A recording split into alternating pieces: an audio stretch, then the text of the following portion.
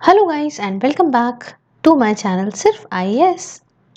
तो यहाँ पे हम पीटी 365 का अपडेटेड वर्जन विजन आईएएस की जो है that is from Feb to April उसे कंटिन्यू करते हुए आज आपके सामने इसका पार्ट 5 प्रेजेंट करने जा रहे हैं। तो मैं प्रसन्ना वर्मा आपको पूरा पढ़ाऊंगी। उसके पहले चैनल वगैरह को सब्सक्राइब जरूर कर लीजिएगा, बेल आइकन को जरूर प्रेस कर लीजिएगा ताकि आपको अपडेट्स वगैरह मिलती रहे।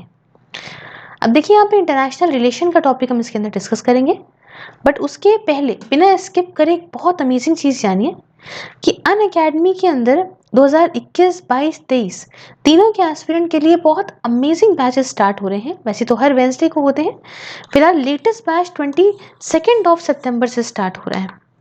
इसमें आपको इंडिया के टॉप एडुकेटर्स पढ़ाएंगे। अगर आपको एक साल का बैच लेना है तो आप देखिए 2022 के बैच के लिए कितनी प्रॉपर शेड्यूलिंग अभी से ही कर दी गई है, और अगर आपको 2023 का बैच लेना है तो इसके लिए भी देखिए प्रॉपर शेड्यूलिंग करी गई है। मतलब मैं आपको बताऊं कि जिसने जिसने सिर्फ आईएएस कोड का यूज़ करके लिए हैं batches, they are very very happy, बहुत ज़्यादा खुश हैं क्योंकि उनको बहुत चीज़ें मिल रही हैं। जैसे आप देखिए कि टीचर्स हिंदी वाले भी हैं, बायलिंगुअल वाले भी हैं, जो आपको कंफर्टेबल हो उसको आप ऑप्ट करो।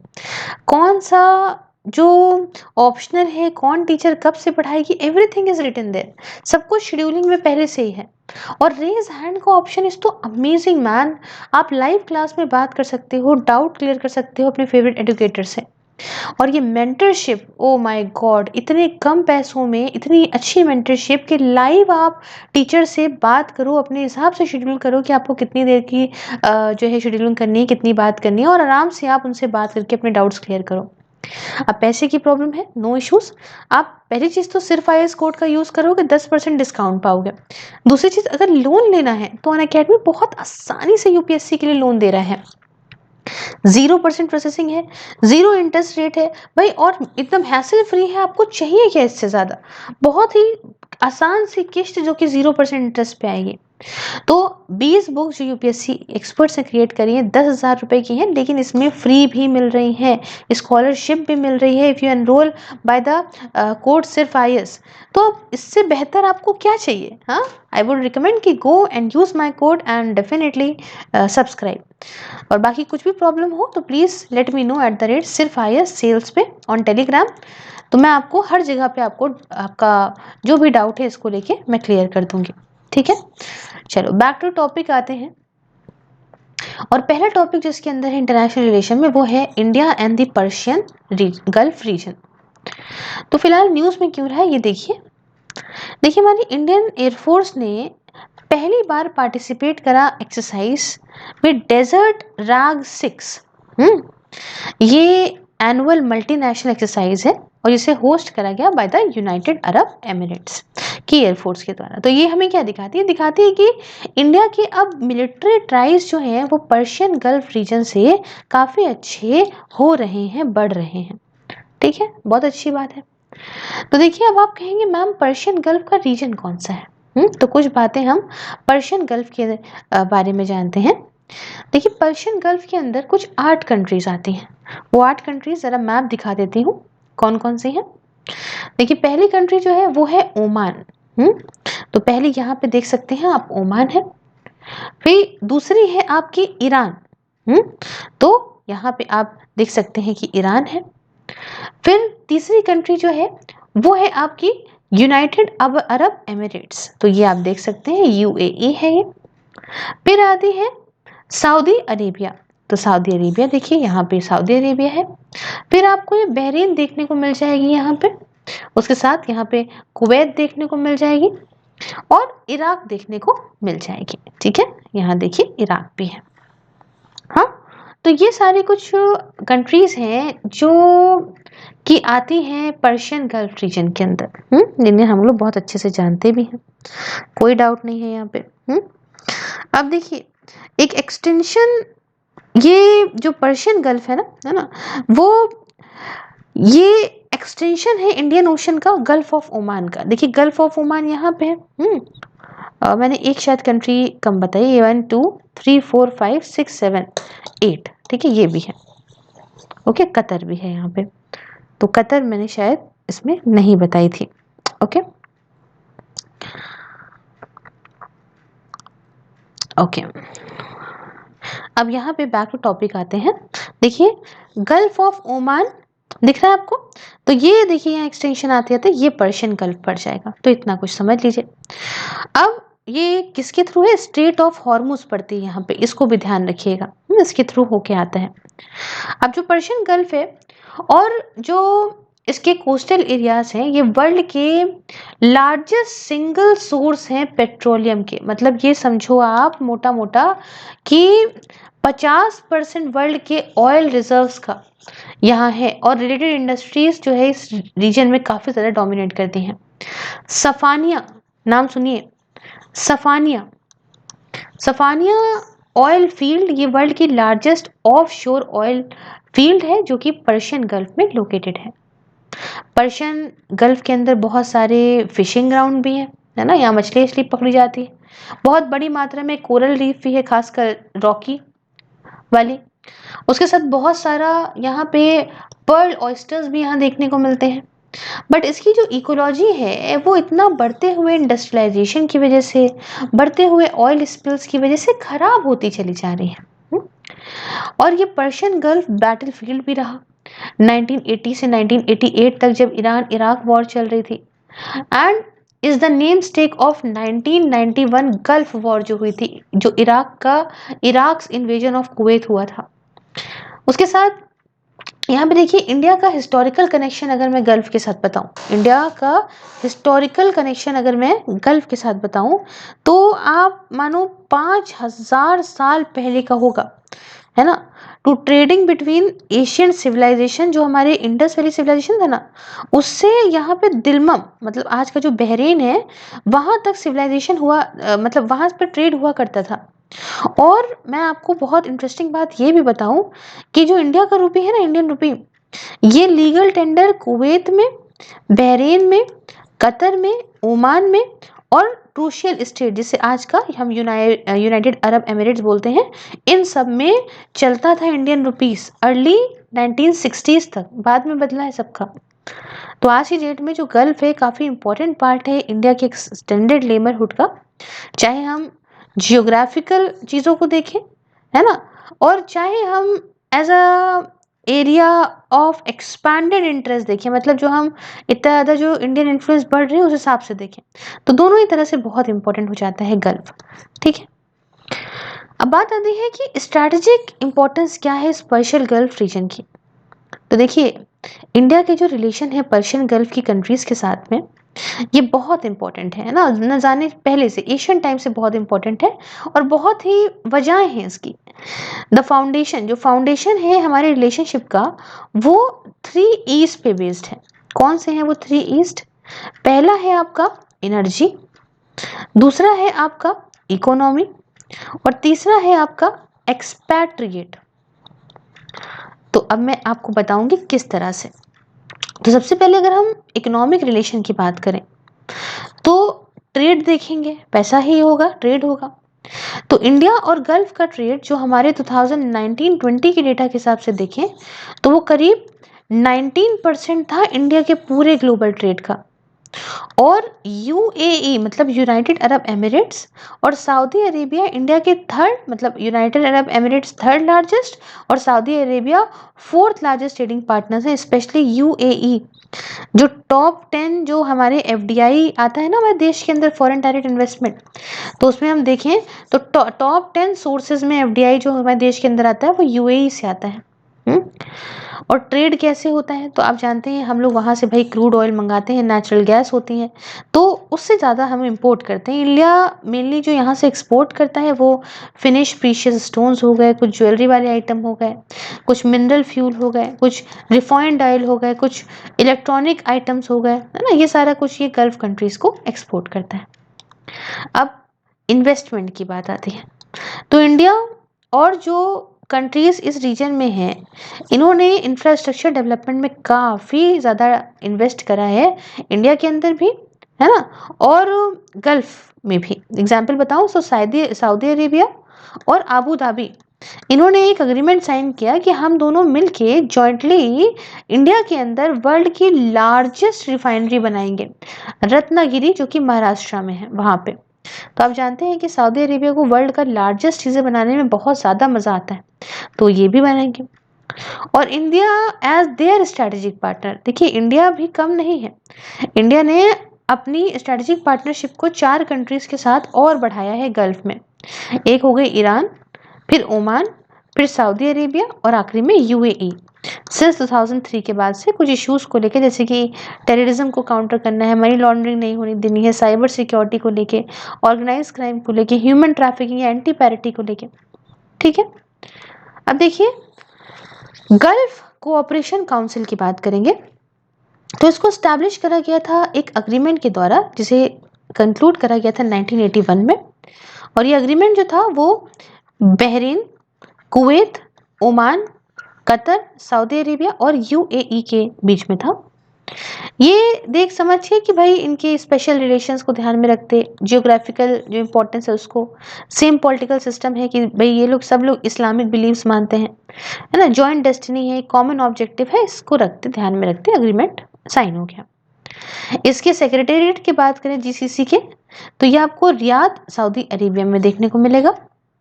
और ये एक पॉलिटिकल, इकोनॉमिक, सोशल और रीजनल ऑर्गेनाइजेशन है अकॉर्डिंग टू इट्स चार्टर, जैसा कि आप लास्ट पॉइंट में देख सकते हैं। तो ये कुछ हमने बात करी इसके बारे में। अब यहाँ पे देखेंगे हम कि कुछ और हमने एक तो समझ लिया है ना, इन्वेस्टमेंट तक तो हम समझ गए थे। अब एक ई तो हम देख रहे थे इकोनॉमिक रिलेशन, सेकेंड ई कहता है एनर्जी सिक्योरिटी। तो यहाँ देखिए 53% जो इंडिया का ऑयल का इम्पोर्ट है ना, और 41% जो इंडिया का गैस का इम्पोर्ट है वो इसी रीजन से आता है, हम इम्पोर्ट करते हैं। और फिर आखिरी में रेमिटेंसेस की बात करें तो आपने देखा होगा कि ज़्यादातर लोग जो है वो सऊदी अरेबिया में ही काम करते हैं। करीब 9 मिलियन इंडियन जो है वो इस पर्शियन गल्फ रीजन में काम करते हैं, और इन लोगों की वजह से करीब 40 से 50 बिलियन डॉलर की यहाँ पे रेमिटेंस आती है, और ये इंडिया की जीडीपी का 2% है, और 2/3 है टोटल रेमिटेंसेस का हमारे देश की। मतलब अगर बात करें 3 हिस्से की, तो 3/3 में 2/3 हिस्सा जो है वो यहीं से ही आ रहा है, जो हमारे जो ये रेमिटेंसेस आती हैं।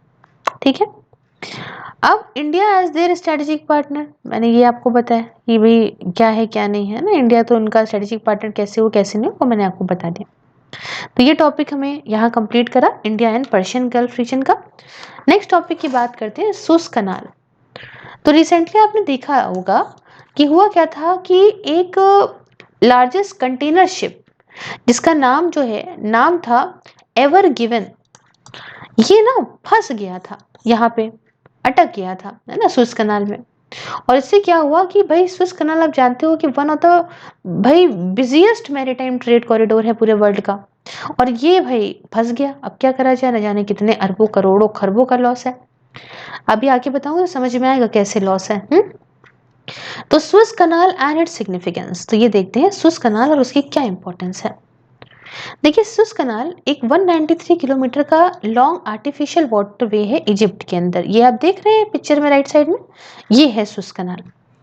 अब ये क्या करता है, ये कनेक्ट करता है मेडिटेरियन सी को रेड सी से। ये देखिए यहाँ मेडिटेरियन सी है, ये देखिए रेड सी है, इन दोनों को कनेक्ट करने वाला कौन है, सुएज कनाल है। इसमें क्या होता है, डायरेक्ट शिपिंग जो है यूरोप और एशिया के बीच में हो सकती है। बहुत सारे, देखिए पहले क्या था, अफ्रीका से नीचे से होके केप ऑफ गुड होप से केप ऑफ गुड होप से होके आना पड़ता था, ये सब यहाँ एलिमिनेट हो गया। ये अगर हम कहें तो ऑयल, नेचुरल गैस, कार्गो, है ना, इन सब का लिंक प्रोवाइड करता है। सब शिप होती हैं ईस्ट से वेस्ट में, और करीब 10% ग्लोबल ट्रेड का अगर मैं आपको बताऊं तो आप मानेंगे नहीं, लेकिन 10 बिलियन डॉलर के जो सामान है, गुड्स है, हर दिन फ्लो होके जाते हैं इस सुएज कनाल के माध्यम से।